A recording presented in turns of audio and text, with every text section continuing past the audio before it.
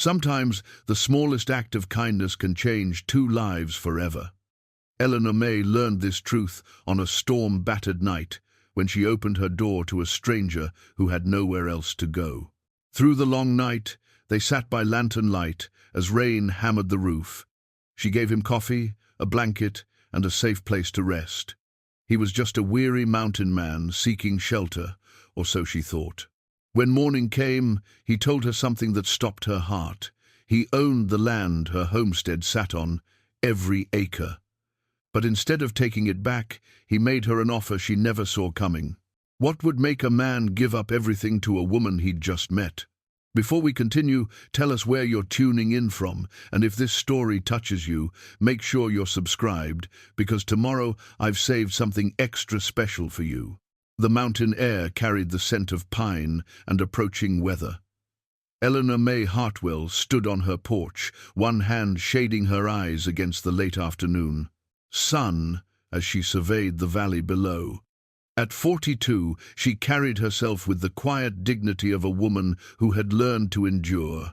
Her dark hair, threaded with silver at the temples, was pulled back in a simple bun.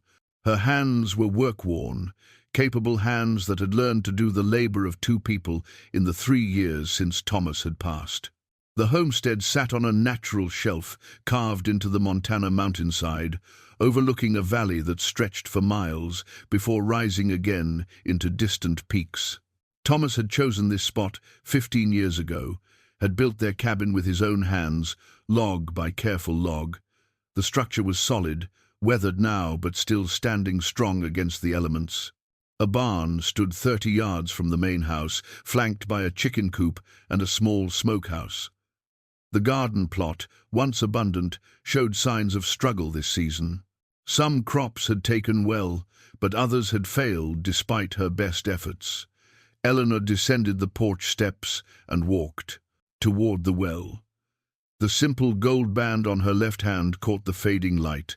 She touched it unconsciously, a habit she had maintained since the day Thomas slipped it on her finger in the small church down in Pine Ridge. 20 years they had together. 20 years of building a life in this remote country, of shared dreams and quiet contentments. Then pneumonia had taken him in late winter 3 years ago, and she had been alone ever since. She drew water from the well, the rope rough against her palms. The bucket came up full and cold, fresh from the mountain spring that fed the underground source. This water had never failed them, even in the driest summers. It was one of the reasons Thomas had chosen this particular piece of land. He had understood the land, had read it like other men read books. He knew where to build, where to plant, how to work with the mountain instead of against it. Eleanor carried the bucket back toward the cabin, pausing to scatter feed for the chickens. They clucked and fussed around her feet, familiar and comforting in their simple routines. She had 12 hens and 1 rooster, enough to keep her in eggs with some to spare for trading in town. The cow, Bess, lowed from the barn, reminding Eleanor that evening milking would be needed soon. Inside the cabin, everything held its place with the order of a solitary life. The main room served as kitchen, dining area, and sitting room. A stone fireplace dominated one wall, with Thomas's carpentry tools still hanging above the mantel where he had placed them. Eleanor could not bring herself to move them. They belonged there, silent witnesses to the life they had built together. She prepared her simple supper beans she had soaked that morning, cornbread from the last of the previous week's baking, and coffee strong enough to keep her alert through the evening chores. She ate alone at the table Thomas had made, sitting in the chair he had crafted for her, looking at the empty chair across from her that had once held him. The loneliness was heaviest at mealtimes. During the day, there was enough work to keep her mind occupied. But in these quiet moments, the absence pressed in. She was managing, but just barely. The roof needed repairs in 2 places. The barn door hung crooked on hinges. She lacked the strength to reset properly. Fence posts were rotting in the far pasture, and she knew the coming winter would see them fall completely. She had considered selling, moving back down to Pine Ridge where her sister lived. But this land was Thomas's dream, their dream together. Every board, every stone, every planted seed represented their shared labor and love. To abandon it felt like abandoning him, like admitting that everything they had built meant nothing without him here to see it. After supper, Eleanor washed her few dishes and set them to dry. She lit the brass storm lantern that hung by the door, trimming the wick carefully. Thomas had bought that lantern on their 10th anniversary, presenting it to her with shy pride. It burned clean and bright, had guided them through countless dark nights. Through the window, she could see the sky changing. Clouds were building over the western peaks, dark and heavy with rain. The wind had picked up, carrying the electric smell of a storm. Eleanor had lived in these mountains long enough to read the signs. This would not be a gentle rain, but a true mountain tempest, the kind that could blow for hours and leave the trails washed out and dangerous. She stepped onto the porch, drawing her shawl tighter against the cooling air. The chickens had already roosted, sensing the coming weather. Bess was secured in the barn with fresh hay and water. Eleanor had learned to prepare for storms with the thoroughness Thomas had taught her. You did not take chances in this country. The mountains were beautiful but unforgiving to those who failed to respect them. The first drops of rain arrived as she secured the barn door for the night. Large, cold drops that struck with purpose. Thunder rumbled in the distance, still miles away but approaching steadily. Eleanor hurried back to the cabin, latching the door behind her and checking the window shutters. She added wood to the fire, building it up to last through the night. She settled into her rocking chair, the one Thomas had made for her when they first learned she was carrying their child. The baby had not lived, born too early and too small to survive in this harsh climate. There had been no others after. It was a sorrow they had carried together, had learned to live with, even as it hollowed out a space in both their hearts. Eleanor picked up her mending, more to occupy her hands than from any real need. Outside, the storm gathered strength. Rain began to hammer against the roof, driven by wind that howled around the cabin's corners. Lightning flashed, illuminating the room in brief, stark moments. Thunder followed, rolling through the valley like the voice of the mountains themselves. She thought about the coming winter, about how she would manage another season alone. Her supplies were adequate but not abundant. She had some money saved, but it would not last forever. Pride had kept her from accepting too much help from neighbors, but she knew that pride was a luxury she might not be able to afford much longer. The storm lantern cast its steady glow, a small circle of warmth and light against the darkness pressing in from outside. Eleanor continued her mending, listening to the rain, feeling the solitude settle around her like a familiar but unwelcome blanket.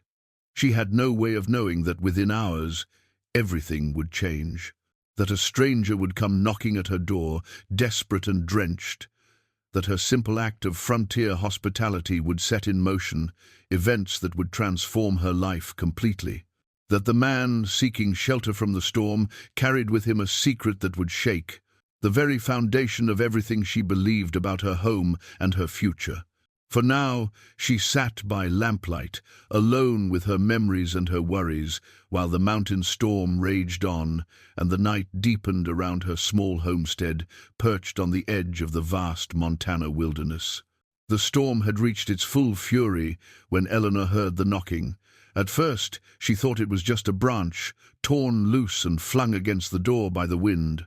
But then it came again, deliberate and desperate, the unmistakable sound of a human hand striking wood.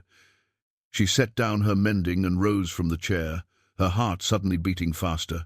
No one traveled these mountain trails in weather like this. No one with any sense would be out in such conditions. Yet someone was at her door, and by the urgency of that knocking, they were in genuine need. Eleanor approached the door cautiously. She was a woman alone, miles from the nearest neighbor. Thomas had taught her to be careful, to think before acting. But he had also taught her the code of the frontier. You did not turn away someone in need, not in country that could kill the unprepared. "Who's there?" She called through the heavy wooden door. A man's voice answered, rough and strained. "Please, ma'am, I need shelter from the storm. I mean no harm." Eleanor hesitated, her hand on the door latch.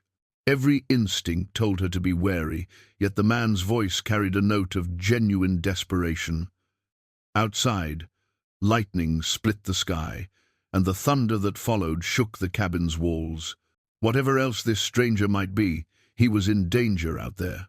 She lifted the latch and pulled the door open against the wind's resistance. The man who stood on her porch was a sight that gave her pause. He was tall, perhaps 6 feet, with broad shoulders hunched against the driving rain. His clothes were soaked through, clinging to a frame that was lean but powerful. A beard covered the lower half of his face, dark and unkempt. His hair hung, in wet ropes, to his collar.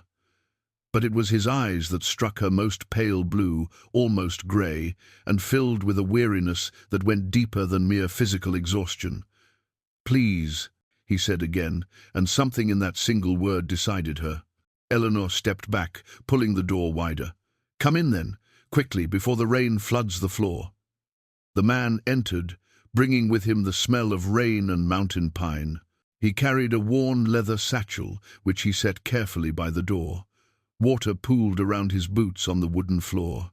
"I'm grateful, ma'am," he said, his voice low and respectful. "I wouldn't have troubled you, but I misjudged the weather. Got caught higher up the mountain than I intended." Eleanor closed the door against the storm and turned to study her unexpected guest. In the lamplight, she could see him more clearly. Despite his rough appearance, there was something about him that did not quite fit the image of a common drifter. His hands, though work-worn, had long fingers that suggested capability beyond mere labor. His speech, while simple, carried no hint of coarseness. "You'll catch your death in those wet clothes," she said, falling back on the practical concerns that allowed her to push aside her nervousness. "I have a blanket you can wrap in while your things dry by the fire."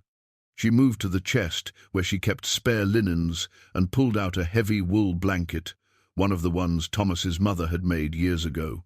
She handed it to the stranger, then turned her back to give him privacy. "Thank you," he said quietly. She heard the rustle of wet fabric being removed, the soft sound of the blanket being wrapped around shoulders. "You can turn around now, ma'am." Eleanor turned to find him standing by the fire, the blanket draped around him like a cloak. He had spread his wet clothes over the backs of chairs near the hearth. Without the concealing bulk of his coat, she could see that he was younger than she had first. Thought perhaps in his late 30s, not much younger than herself. "I'll make coffee," she said, needing something to do with her hands. "You look like you could use something hot." "I would appreciate that more than I can say." She busied herself with the coffee pot, adding grounds and water, setting it over the fire to boil. The familiar routine steadied her nerves. The man stood silently, holding his hands toward the flames, not speaking unless spoken to. She appreciated his restraint, his understanding of the awkwardness of the situation. When the coffee was ready, she poured 2 cups and handed him one. Their fingers brushed briefly in the exchange, and she pulled back quickly, feeling heat rise to her cheeks that had nothing to do with the fire. "Thank you," he said, wrapping both hands around the cup as if it were precious. He took a careful sip and closed his eyes. "That's fine coffee." "It's just coffee," Eleanor said, but she felt a small warmth at the compliment. Nonetheless, they stood in silence for a moment, the storm providing all the conversation needed. Rain drummed against the roof in steady sheets. Wind rattled the shutters. Lightning flickered through the cracks, followed by thunder that seemed to shake the very bones of the mountain. "I'm James," the man said finally. "James Callahan." Eleanor considered not giving her name, maintaining that final barrier of anonymity. But frontier hospitality had its own rules, and she had already invited him into her home. "Eleanor Hartwell," she replied. "This is my homestead." "I can see you keep it well," James said, his eyes moving around the room with what seemed like genuine appreciation. "Takes considerable effort to maintain a place like this in country like this." "My husband built this cabin," Eleanor heard herself say. "He had a gift for such things." "Had?" James asked gently, picking up on the past tense. "He passed 3 years ago. I've been managing alone since then. Something shifted in James's expression, understanding, perhaps, or sympathy. I'm sorry for your loss, Mrs. Hartwell. It can't have been easy. No, Eleanor admitted. It hasn't been easy, but it's my home, and I mean to keep it. James nodded slowly, as if her words carried more weight than she knew. He took another sip of coffee, his gaze returning to the fire. You can sleep in that corner, Eleanor said, pointing to a space near the fireplace where the heat would be strongest. I'll get you another blanket for bedding. You're very kind, James said. More than I deserve, turning up on your doorstep in the middle of the night. Anyone would do the same, Eleanor replied, though she knew that was not quite true. Some would have turned him away, fear overriding compassion. She retrieved another blanket and handed it to him, careful not to meet his eyes too directly. I'll be in my room, she said, gesturing to the door that led to her small bedroom. If you need anything, the water bucket is by the door, and there's bread in the box on the shelf. I'll be fine, ma'am. Thank you again. Eleanor retreated to her bedroom, closing the door but not latching it completely. She lay down on her bed, fully clothed, listening to the sounds from the main room. She heard James settle into his corner, heard the rustle of blankets being arranged, the fire crackled and popped. The storm continued its assault on the cabin's walls. Sleep would not come easily, she knew. There was a stranger in her home, a man she knew nothing about beyond a name and a polite manner. Yet somehow she did not feel the fear she knew she should feel. There was something about James Callahan that spoke of decency, of a man who carried his own burdens and understood the weight of hers. She lay in the darkness, listening to the storm and wondering what dawn would bring. She had no way of knowing that the man sleeping by her fire carried papers in that leather satchel, papers that would change everything. That he had not stumbled upon her homestead by accident, but had been searching for this specific piece of land. That he knew things about her property that she did not know herself. Outside, the storm raged on. Inside, two solitary people found unexpected shelter not just from the weather, but from the loneliness that had been hounding them both for far too long. And as the night wore on toward an uncertain dawn, the mountain kept its secrets close, waiting to see what the morning light would reveal. The first days of their arrangement passed in careful formality. James moved his few belongings to the barn, fashioning himself a sleeping area in the loft where the hay was stored. He rose before dawn each morning and worked until darkness fell, always asking Eleanor's permission before beginning any task, always respectful of her space and her authority over the homestead. Eleanor watched him work with a mixture of relief and suspicion that gradually shifted toward something else, a cautious appreciation. James Callahan was not a man who simply talked about helping. He threw himself into the labor with a dedication that surprised her. The roof repairs that she had been dreading took him only 2 days. He rehung the barn door, its hinges straightened and reinforced.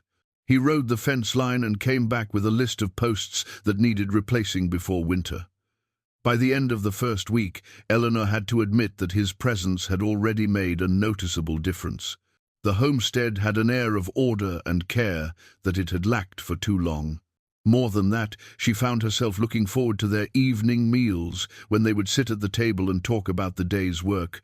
"The far pasture fence is worse than I thought," James said one evening, accepting a second helping of stew. "We'll need to replace at least 12 posts. I can ride down to Pine Ridge tomorrow, purchase the lumber and hardware." "That will be expensive," Eleanor said, worry creeping into her voice. "I have some money saved, but—" "I'll cover the expenses," James interrupted gently. "I have funds from my father's estate. Let me contribute to the property's upkeep." "It's only fair." Eleanor hesitated, pride warring with practicality. "I don't want to be beholden to you." "You're not beholden to me," James replied. "We're partners, remember? Partners invest in their shared enterprise. Besides, if I'm going to live here, I want the fences secure. Come winter, we might need every bit of protection this land can provide." She nodded slowly, accepting his logic even as it made her uncomfortable. She had been independent for so long, made all her own decisions, answered to no one. Having someone else involved in the homestead's management felt strange, but she could not deny it was also a relief. The next day, James rode to Pine Ridge with a list of supplies. Eleanor gave him letters to mail and a list of groceries to purchase. She watched him ride down the mountain trail, sitting his horse with easy confidence, and realized that she trusted him to return. Somewhere in the past week, that fundamental trust had taken root without her quite noticing. He came back before dark, his horse laden with supplies. He had bought everything on her list and added a few items. She had not requested a new Dutch oven to replace her cracked one, coffee beans of a better quality than she usually purchased, and a length of fabric in a deep blue that made him look almost embarrassed when he presented it. "I thought you might like it," he said, his eyes not quite meeting hers. For a new dress, perhaps. The woman at the general store said it was good quality. Eleanor took the fabric, running her fingers over the soft wool. She could not remember the last time someone had given her something simply because they thought she would like it. "Thank you," she said quietly. That was thoughtful. Over the following weeks, a rhythm developed between them. James worked on the heavy repairs and maintenance that Eleanor could not manage alone. She continued her daily routines, tending the garden, caring for the chickens, and Bess, managing the household. They shared meals and conversation, the initial awkwardness gradually giving way to something more comfortable. One evening, as they sat on the porch watching the sun set over the distant peaks, James asked about Thomas. Eleanor had been waiting for this question, knowing it would come eventually. She took a breath and began to share, telling him about the man who had built this cabin with his own hands, who had loved the mountains and understood how to live in harmony with their harsh beauty. "He was patient," Eleanor said, her voice soft with memory. "I was a town girl, knew nothing about frontier life when we married. He taught me everything: how to read the weather, how to preserve food, how to fix things when they broke. He never made me feel foolish for not knowing."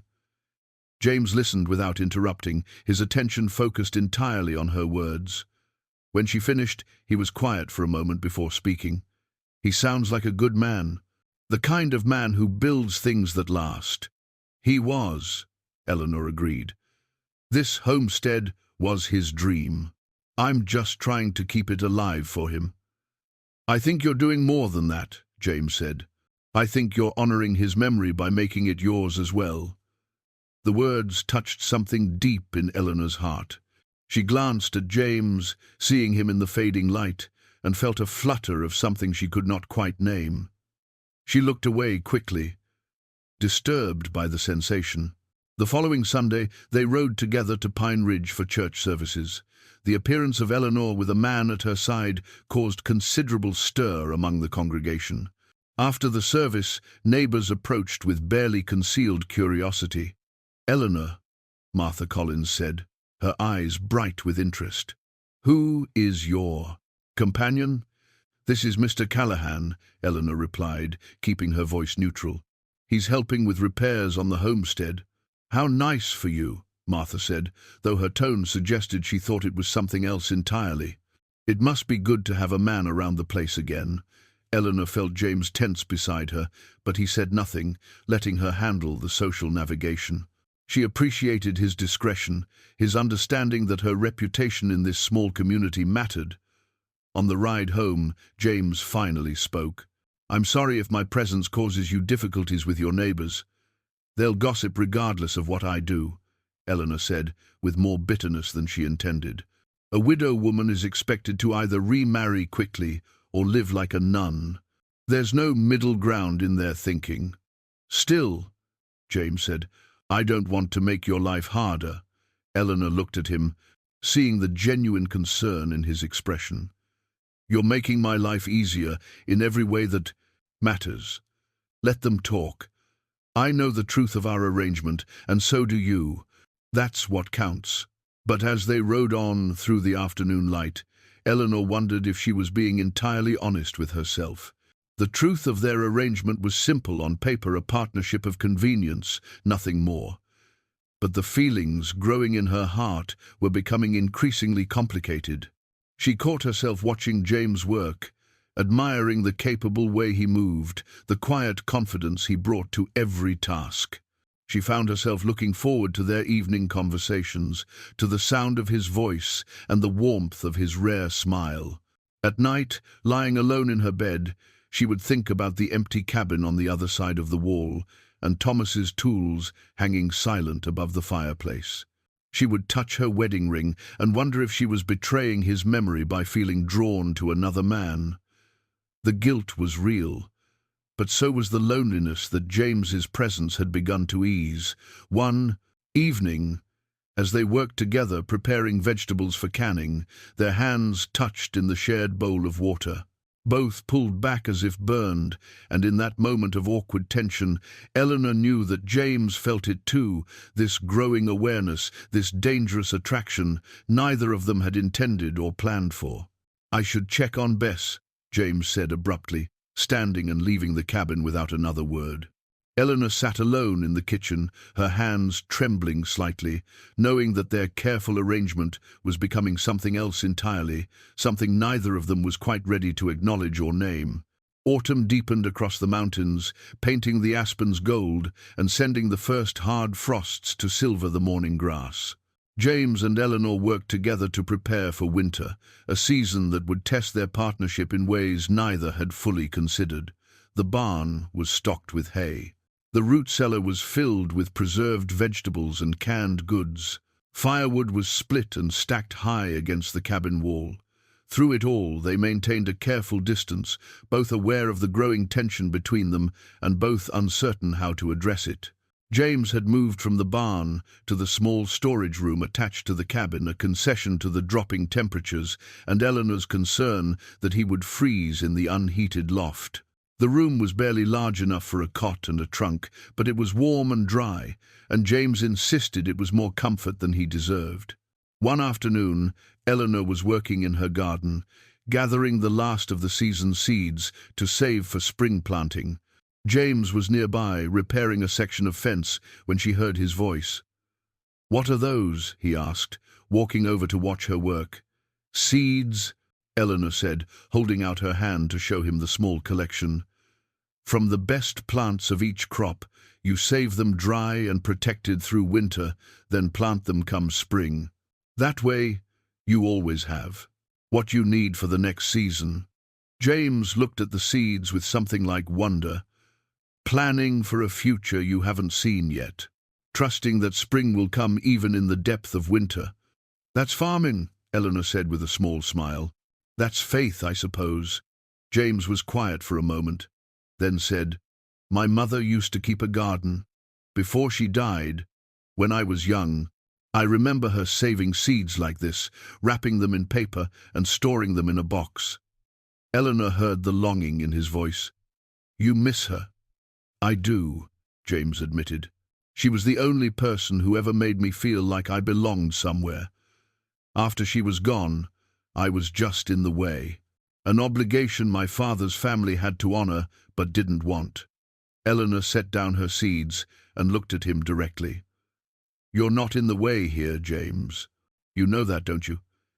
He met her eyes, and for a moment the careful distance between them dissolved.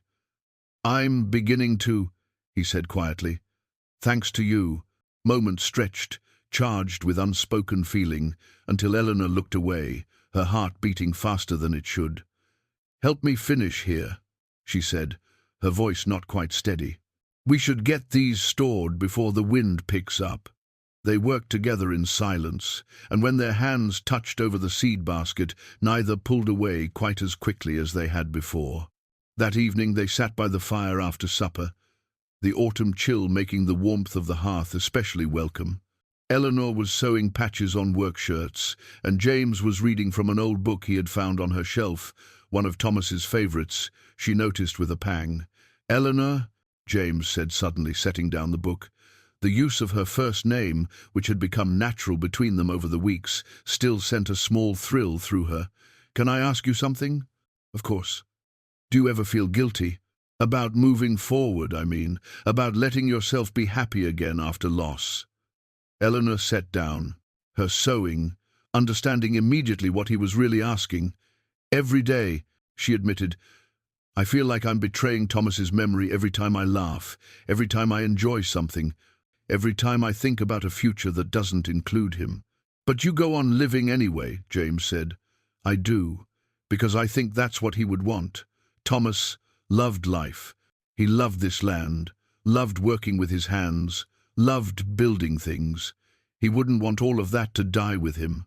He would want the homestead to thrive, want someone to care for it and appreciate it the way he did. James leaned forward, his elbows on his knees. "And do you think he would want you to be happy? To find companionship again? Maybe even love?" Eleanor's breath caught. They were treading on dangerous ground now, speaking of things that had remained carefully unspoken. "I think," she said slowly, "that Thomas was a generous man who wanted good things for people he cared about. I think he would rather see me building a new life than grieving forever over the old one. Even if that new life included another man." Eleanor looked at James, really looked at him, seeing the hope and fear mixed in his expression. "James, what are we doing here?" "I don't know," he said honestly. "I came here looking for land, for property, for something I could claim as mine. Instead, I found you. And every day, I find myself caring less about legal deeds and ownership and caring more about whether you smile, whether you're safe, whether you're happy." "James, I know this isn't what we agreed to," he continued, his words coming faster now, as if he had been holding them back for too long. "I know you gave me a trial period, a chance to prove I could be useful, but somewhere along the way, this stopped being about the homestead for me. It started being about you." Eleanor felt tears prick her eyes. "I'm afraid," she whispered. "I'm afraid of dishonoring Thomas. I'm afraid of trusting these feelings. I'm afraid that if I let myself care for you, something will happen and I'll lose everything all over again." James crossed the room and knelt beside her chair, not touching her but close enough that she could feel the warmth of his presence. "I'm afraid too," he said. "I'm afraid that I'll do something wrong, say something that drives you away. I'm afraid that I'm not good enough for you, that you'll wake up one day and realize you deserve better than a man who ran away from everything he knew." Eleanor reached out, hesitantly, and touched his face. His beard was softer than she expected, his skin warm beneath her palm. "You didn't run away from anything important. You ran toward something better, toward a life that meant something." James closed his eyes, leaning into her touch. "Toward you. It turns out, even though I didn't know it at the time." They sat there in the firelight, the first acknowledgement of their feelings hanging in the air between them. Neither knew quite what to do next, how to move forward from this moment of vulnerability and truth. But both knew that something fundamental had shifted, that the careful partnership they had maintained was transforming into something deeper and more complicated. Finally, James pulled back gently and returned to his chair. "We should take this slowly," he said. "I don't want to rush you, or pressure you, or make you feel like you have to choose before you're ready." Eleanor nodded, grateful for his understanding even as part of her wished he had stayed close. "Slowly," she agreed, "one day at a time." But as they returned to their evening tasks, both knew that slowly or not, their hearts were already making choices. Their minds had not quite caught up to yet.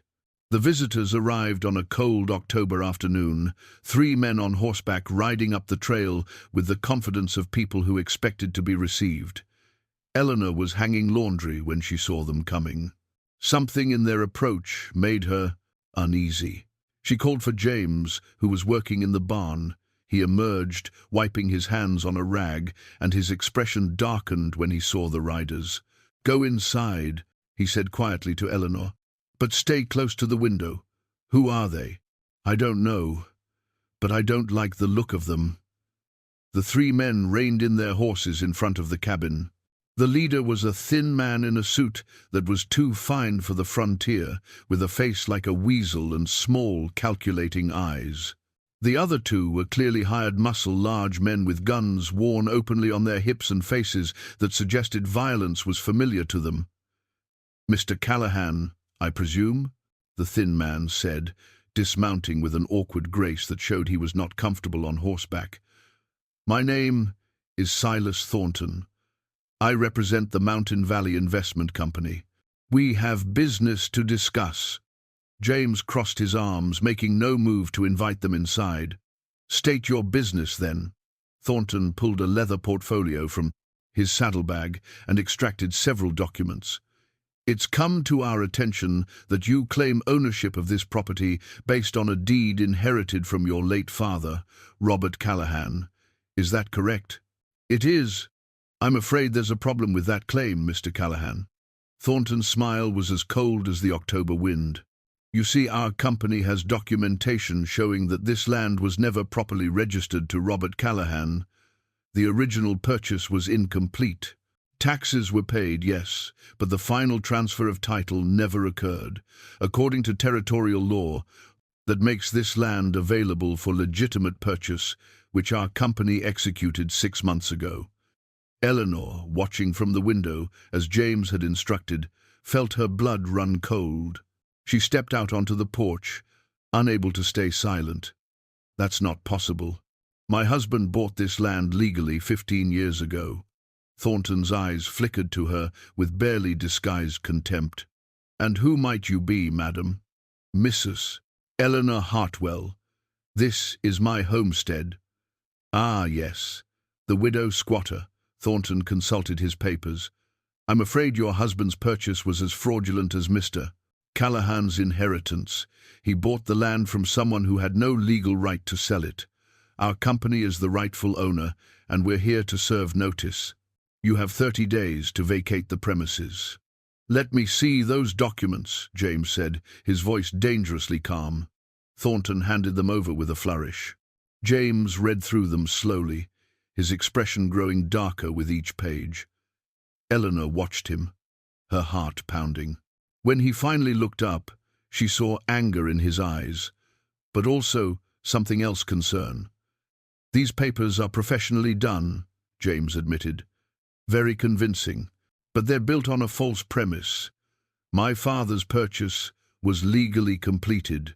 I have the original deed, properly registered and sealed by the territorial governor himself."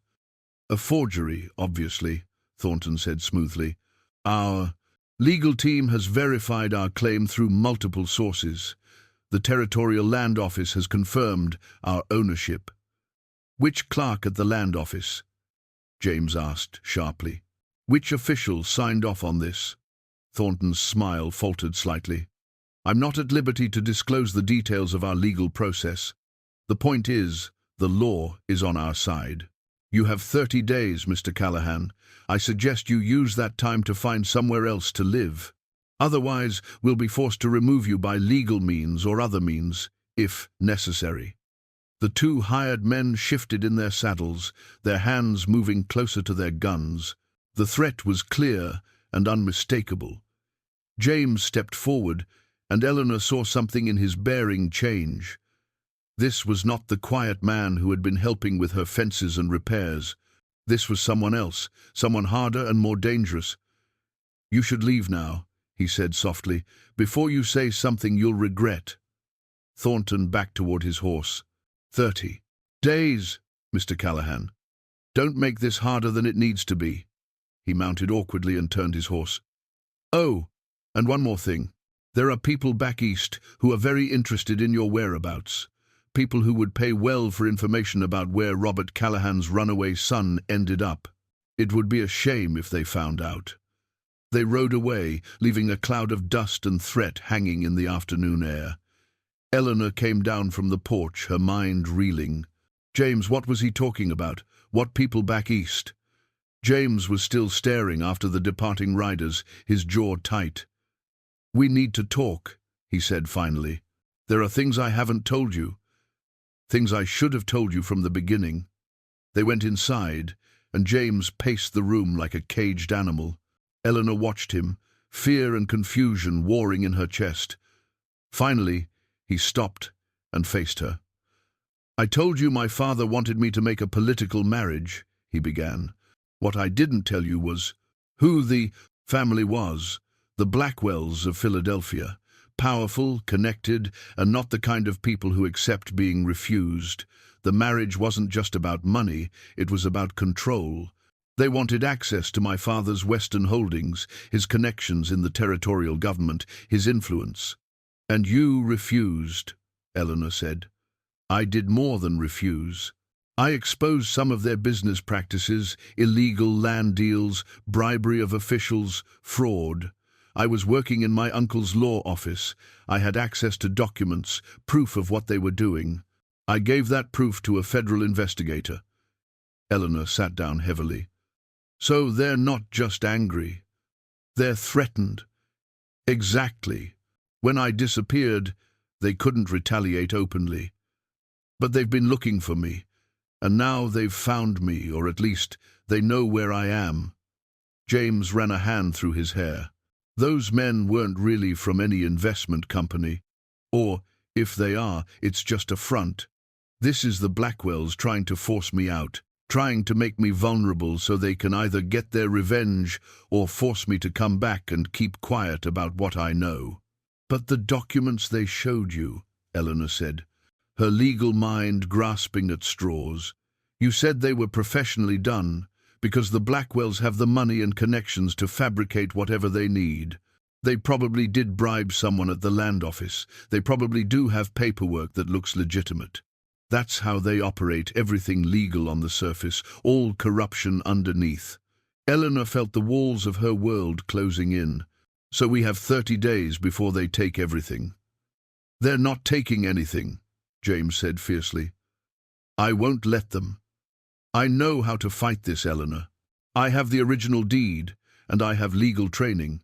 I can challenge their claim, expose the fraud.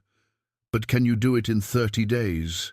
James was quiet, and that silence was answer enough. Eleanor stood and walked to the fireplace, looking at Thomas's tools hanging there. She thought about everything she had fought to keep, everything she was about to lose. And she thought about James, who had come into her life by accident or by fate, who had offered her partnership and then something more, who was now revealed to be even more complicated than she had imagined. "There's something else," James said quietly. "Something you need to know before you decide whether you want me to stay and fight this with you." Eleanor turned to face him. "What?" "My father wasn't just a landowner. He was a territorial judge before he retired. He had connections throughout the government, people who respected him and trusted his judgment. Some of those people are still in power. If I can reach them, if I can present the true facts of this case, we might have a chance." "Then do it," Eleanor said simply. "Reach out to them. Fight this." "It means putting you in the middle of something dangerous," James warned. "The Blackwells don't stop when people oppose them. They escalate. If I stay here and fight, they'll come after both of us. They'll use you to get to me." Eleanor crossed the room and took his hands in hers. "I'm already in the middle of it, James. This is my home they're trying to steal. My life they're trying to destroy. If you think we can fight them and win, then we fight together." James looked down at their joined hands, then up at her face. "You're sure?" "I'm sure," Eleanor said, and she was surprised to find that she meant it. Fear was present, yes, but so was something else, a fierce determination not to let these people take what she and Thomas had built, what she and James were building now. "Then we fight," James said, "but we do it smart. First thing tomorrow, I ride to the territorial capital. I'll meet with the officials my father knew, present our case, expose Thornton and whoever's behind him. It'll take a few days, maybe a week." "I'll be fine here alone," Eleanor said, though the prospect frightened her. "No." James's voice was firm. "You come with me. I'm not leaving you here vulnerable.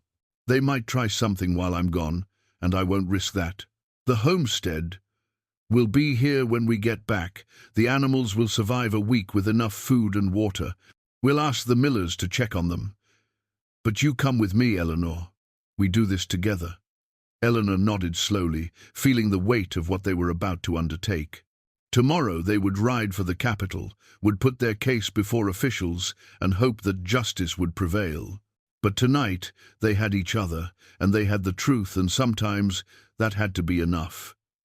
Outside, the October wind picked up, carrying the first scent of winter snow. Inside, two people stood together, facing an uncertain future, but no longer facing it alone. They spent the evening preparing for the journey. Eleanor packed food for several days on the trail, while James checked their horses and gathered the documents they would need. The weight of what they were about to face hung heavy in the air, but so did something else, a sense of unity, of shared purpose that made the burden feel more bearable. As Eleanor worked, she thought about how much had changed since that storm night when James had knocked at her door. Then she had been alone, struggling, holding on to her home through sheer stubborn will. Now she was fighting for that home still, but she was not alone, and somehow that made all the difference. After dark, they sat together at the table, reviewing the documents one final time.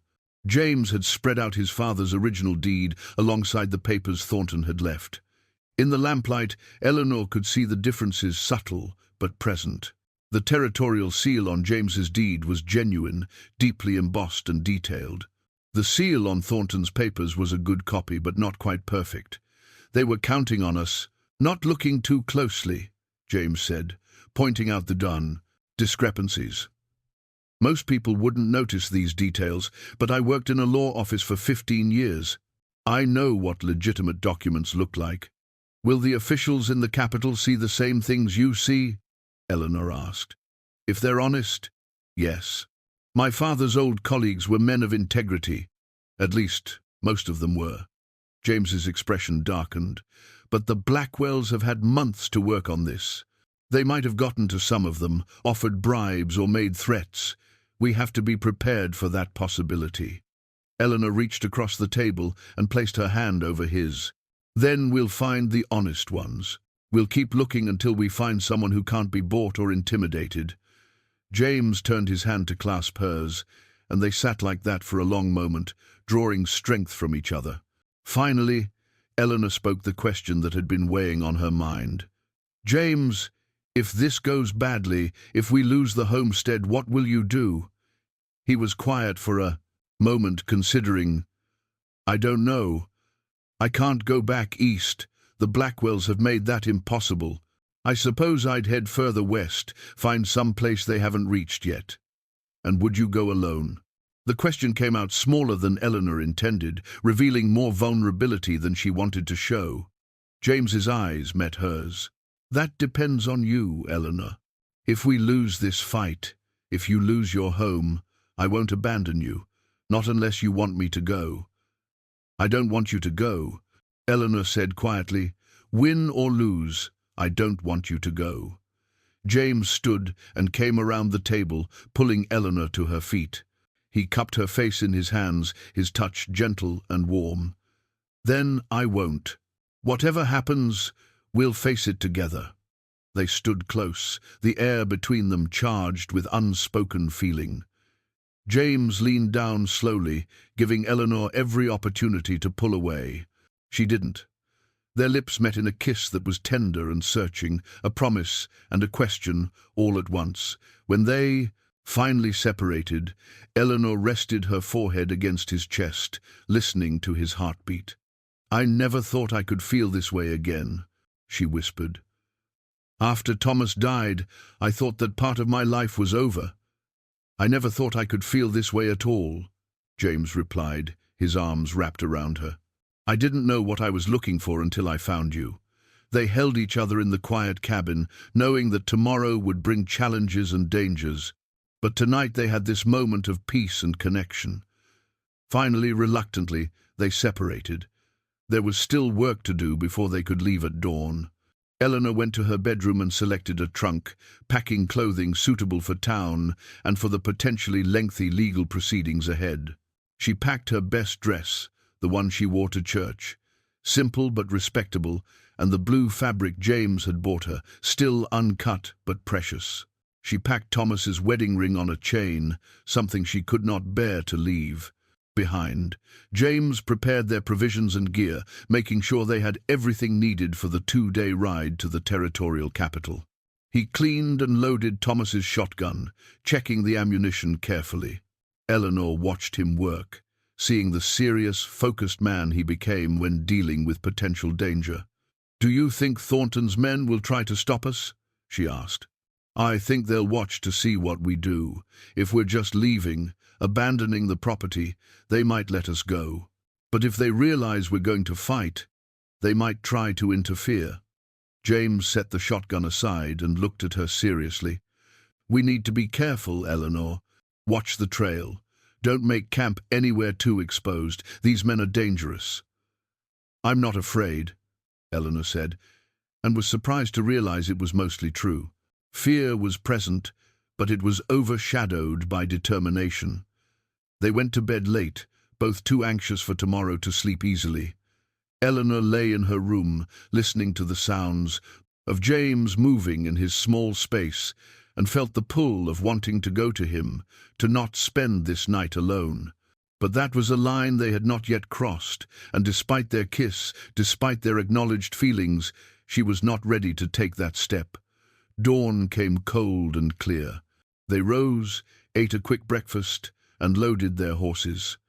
Eleanor took one last look at her cabin, at the home she and Thomas had built, and said a silent prayer that she would return to it.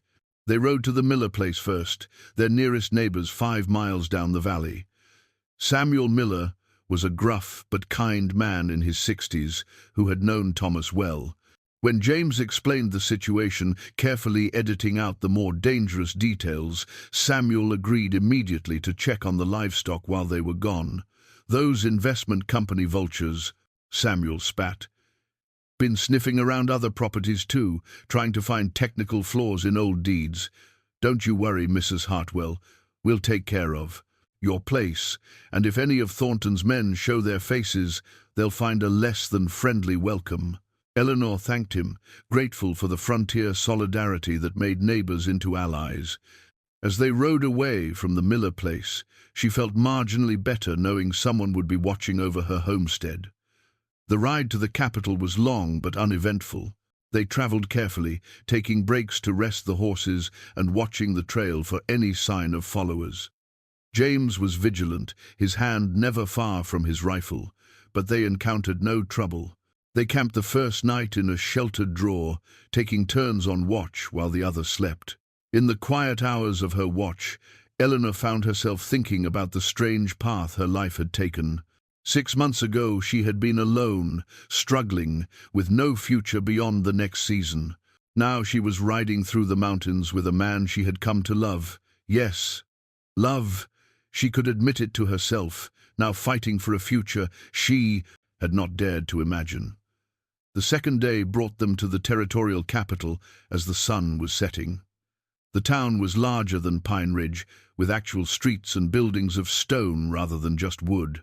The territorial offices occupied an impressive structure at the town's center, with the seal of Montana Territory carved into the granite above the entrance. They found lodging at a respectable boarding house, taking separate rooms to maintain propriety. The landlady, a sharp-eyed woman named Mrs.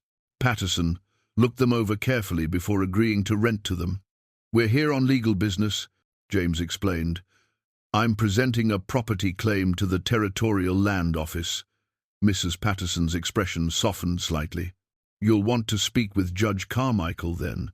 He handles most of the complex property cases. His office is next to the land office, but he's usually there early in the morning. Court doesn't convene until 9. That evening, James and Eleanor took a meal in the boarding house's dining room. Other guests were present, and conversation was necessarily careful. But afterward, standing in the hallway outside their rooms, James took Eleanor's hand. "Tomorrow we start the real fight," he said quietly. "Are you ready?" "As ready as I can be," Eleanor replied. "James, whatever happens, I want you to know I'm glad you came to my door that night. I'm glad you stayed. Even if we lose everything else, I'm glad I got to know you." James raised her hand to his lips and kissed it gently. "We're not going to lose, Eleanor. I won't let them take what's yours. What's ours?" They parted for the night, each retiring to their separate rooms. Eleanor lay in the unfamiliar bed, listening to the sounds of the town outside her window, so different from the quiet of her mountain homestead. She thought about tomorrow, about facing officials and lawyers, about presenting their case and hoping that justice would prevail. She thought about James's father's old colleagues, the men he had known and worked with. Would they remember Robert Callahan? Would they honor his memory by helping his son? Or had the Blackwells reached them already, poisoning the well with bribes or threats? Sleep came eventually, fitful and filled with anxious dreams. But when dawn broke and Eleanor rose to face the day, she felt something she had not expected: hope. Not naive, innocent hope, but the harder, more resilient kind that comes from knowing you have something worth fighting for and someone to fight alongside. She dressed in her best clothes, pinned her hair up carefully, and looked at herself in the small mirror above the washstand. She looked older than she remembered, but also stronger. The mountains and the struggles had marked her, but they had not broken her. A knock came at her door. James stood in the hallway, also dressed formally, looking almost like a city lawyer again. But his eyes held the warmth she had come to know, the gentle strength that had made her trust him. "Ready?" he asked. Eleanor took a deep breath and nodded. "Ready." Together, they descended the stairs and stepped out into the morning, heading toward the territorial offices and whatever judgment awaited them there. The hearing was scheduled for 3 days later, enough time for Thornton to be officially notified and for Judge Carmichael to gather initial evidence. James and Eleanor remained in town, waiting and preparing. They spent their time reviewing documents, discussing strategy, and trying not to think too much about what failure would mean. On the morning of the hearing, they arrived at the courthouse early. The room was formal and imposing, with high ceilings and rows of benches for observers. Several people were already present, including Samuel Miller and 2 other neighbors from Pine Ridge who had ridden in to testify on Eleanor's behalf. Thornton arrived with 2 lawyers, both dressed in expensive Eastern suits. They carried briefcases full of papers and wore expressions of supreme confidence. Thornton himself smirked when he saw James and Eleanor, clearly believing he held all the advantages. Judge Carmichael entered, and the room rose. He took his seat at the bench and surveyed everyone present with the calm authority of a man who had presided over countless such proceedings. "This is a hearing to determine the rightful ownership of property designated as Tract 47 in the Mountain District," Carmichael began. "Mr. Callahan claims ownership through inheritance. Mr. Thornton, representing the Mountain Valley Investment Company, claims ownership through purchase from the territorial government. We're here to examine the validity of both claims." Thornton's lead lawyer stood. "Your Honor, our case is straightforward. The Mountain Valley Investment Company purchased this land legally from the Territorial Land Office 6 months ago. We have documentation showing that the previous claim was invalid due to incomplete registration. Mrs. Hartwell and Mr. Callahan are squatters with no legal standing." "I've reviewed your documentation," Carmichael said dryly. "I have some questions about it, but first let's hear from Mr. Callahan." James stood, and Eleanor was struck by how different he seemed: confident, articulate, every inch the lawyer he had been trained to be. "Your Honor, my father, Robert Callahan, purchased this land 30 years ago in a transaction personally overseen by then Territorial Governor Mitchell. The deed was properly registered and has been maintained through continuous tax payments. I have the original document here, complete with the territorial seal." He presented the deed, and Carmichael examined it again, this time for the record. "This appears to be genuine," Carmichael said. "It bears Governor Mitchell's signature, which I recognize, and the seal is authentic. Mr. Thornton's lawyer, can you explain how your company purchased land that was already deeded to another party?" The lawyer shifted uncomfortably. The land office records showed the property as available. We relied on the official records provided to us. Which official provided these records? Carmichael asked. A Mr. Harrison Webb, clerk in the land office. Carmichael's expression hardened. Clerk Webb is not authorized to approve land sales. That authority rests with the Territorial Land Commissioner. Did you obtain Commissioner Reeves's signature on your purchase documents? The lawyer consulted his papers quickly. The documentation shows proper approval. Let me see it, Carmichael demanded. The lawyer handed over the papers, and Carmichael studied them closely. After a long moment, he looked up. This signature is forged. I've known Commissioner Reeves for 20 years. This is not his signature. A murmur ran through the courtroom. Thornton's face went pale, then flushed with anger. We were assured these documents were legitimate. By whom? Carmichael asked sharply. Who assured you? Thornton's mouth opened and closed, but no words came out.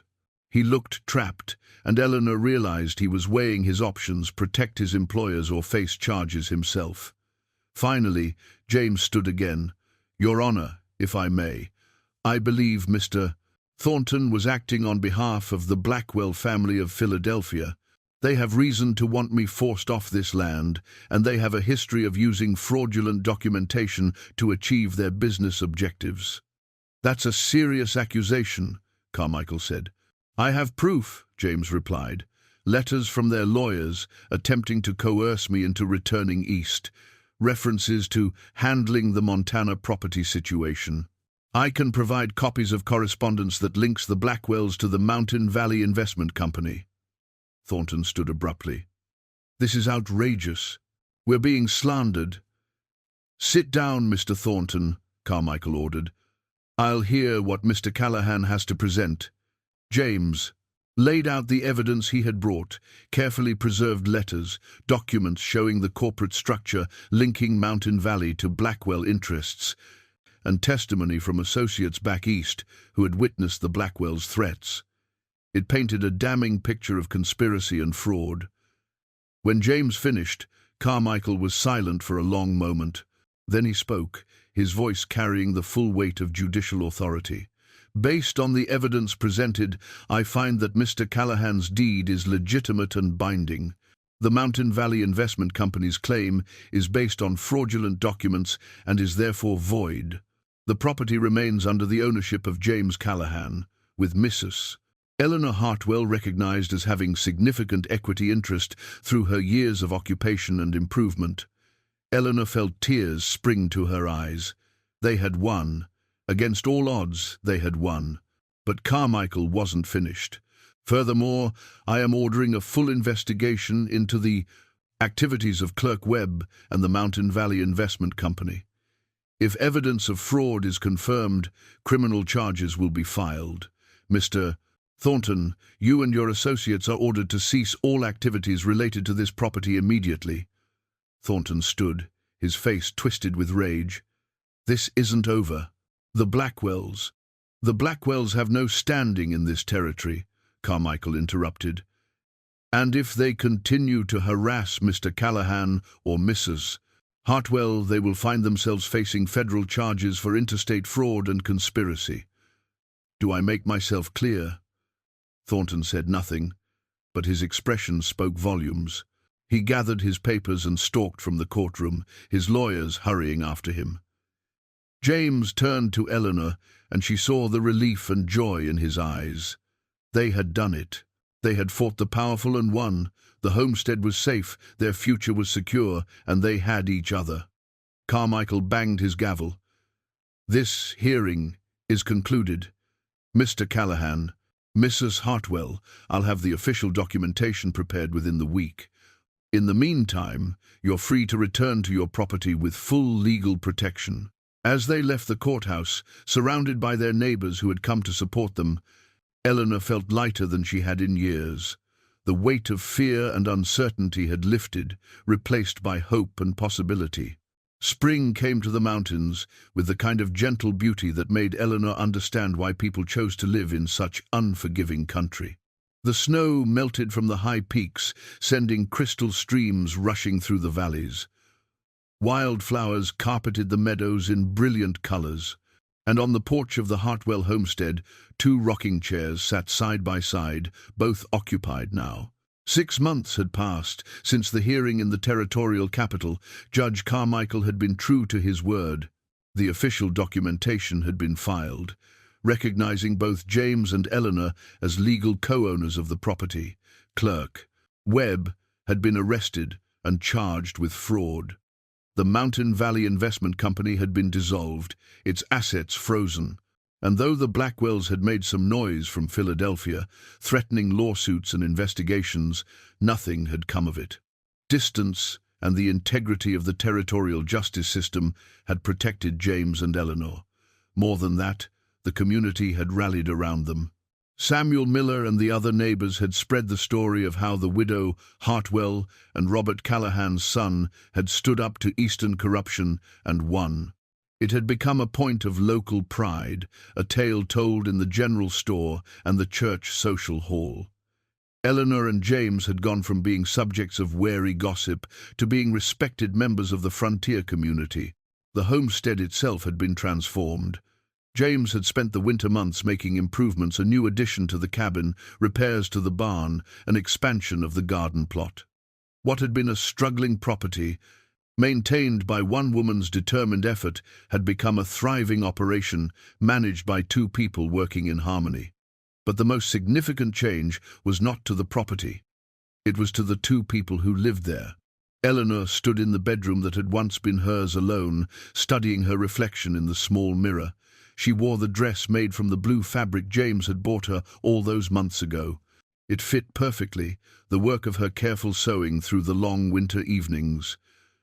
Today was her wedding day. A knock came at the door. Eleanor? It was Martha Collins, who had overcome her initial nosiness to become a genuine friend. "Are you ready?" "As ready as I'll ever be," Eleanor replied, opening the door. Martha smiled warmly. "You look beautiful. Thomas would be happy for you, you know. He was a good man who loved you well.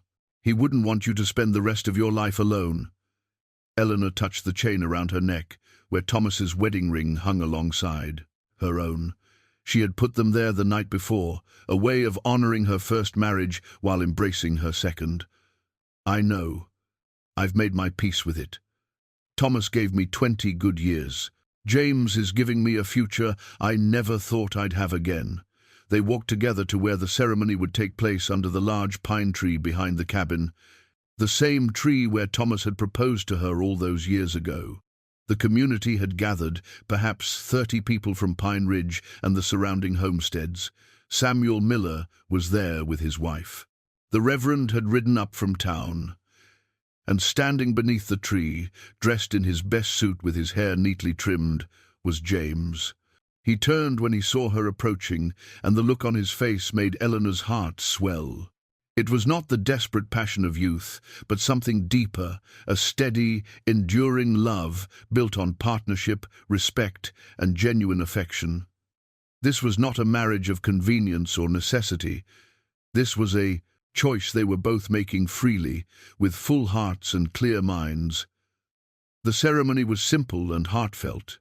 The Reverend spoke of love and commitment, of two people joining their lives together in service to each other and to God. When the time came for vows, James took Eleanor's hands in his and spoke clearly. "Eleanor, when I came to your door that storm night, I was lost. I had property and money, but no home, no purpose, no reason to get up each morning beyond simple survival. You gave me all of that. You gave me a place to belong, work that matters, and a love I never believed I deserved. I promise to honor you, to stand beside you through whatever comes, and to build with you a life worth living."